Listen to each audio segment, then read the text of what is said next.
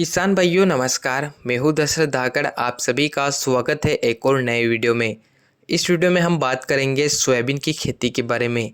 इस समय पर सोयाबीन की फसल में फूल से फलियां बनने लग गई है और फसल की आखिरी अवस्था चल रही है। सोयाबीन में फलियां बनते समय वो कौन सी गलतियां हैं जो अधिकतर किसान भाई करते हैं। किसान भाइयों, इस समय पर सोयाबीन की फसल का ध्यान रखना काफ़ी ज़रूरी है, क्योंकि इस समय पर अगर आप लापरवाही करेंगे तो आपका उत्पादन कम निकलेगा। सोयाबीन की फसल की देखरेख के लिए किसान भाई किन बातों का ध्यान रख सकते हैं, कौन सी गलतियां हैं जो अधिकतर किसान भाई करते हैं, इन सब की पूरी जानकारी वीडियो में आगे मिलेगी। वीडियो को आखिर तक देखिए। जो नए साथी हमारे चैनल को पहली बार देख रहे हैं, चैनल को भी सब्सक्राइब कर लें। वीडियो को अन्य किसान भाइयों तक शेयर भी जरूर करें। तो चलिए वीडियो को शुरू करते हैं। सोयाबीन की फसल में फलियां बनते समय सबसे ज़्यादा ध्यान देना होता है इल्लियों पर, क्योंकि इल्लियां फसल की शुरुआत से लेकर अंत तक फसल में कभी भी अटैक कर देती है।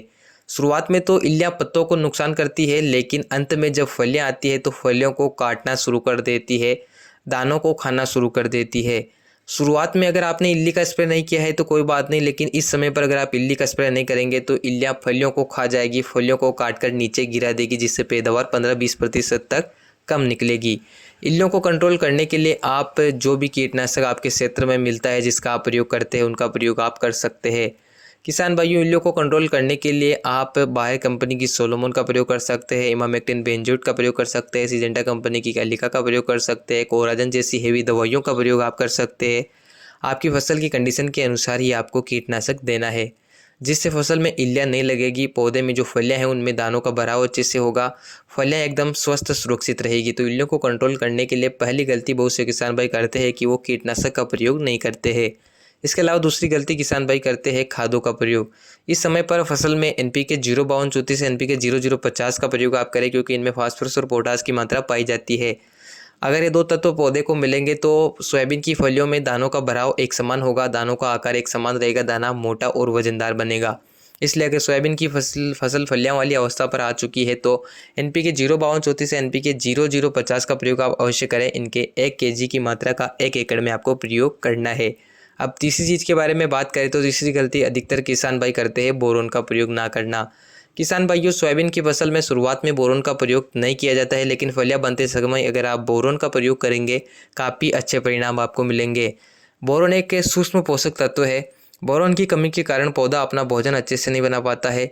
सोयाबीन की फसल में दानों का आकार छोटा रह जाता है, अफलन की समस्या भी आ जाती है। इसलिए किसान भाइयों को एक बार सोयाबीन में बोरोन का प्रयोग जरूर करना चाहिए। मार्केट में जो बोरोन 20% पाउडर फॉर्म में मिलता है, उसका प्रयोग आप प्रति एकड़ 200 ग्राम के आसपास कर सकते हैं। स्प्रे के माध्यम से बोरोन का प्रयोग करना है। आप चाहे तो NPK खादों के साथ मिलाकर भी बोरोन का स्प्रे अपने सोयाबीन की फसल में करते हैं।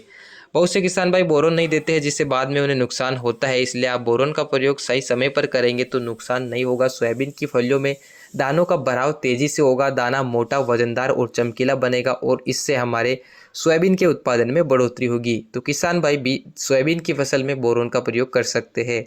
अगर फलियां बनते समय ये 3 गलतियां आप नहीं करेंगे तो पैदावार 15 से 20% तक निश्चित तौर पर ज़्यादा निकलेगी। किसान भाइयों, कमेंट करके अवश्य बताएं कि आप सोयाबीन में कौन सी गलतियां करते हैं। इस वीडियो में इतना ही। मिलते हैं आपसे नई वीडियो में। धन्यवाद।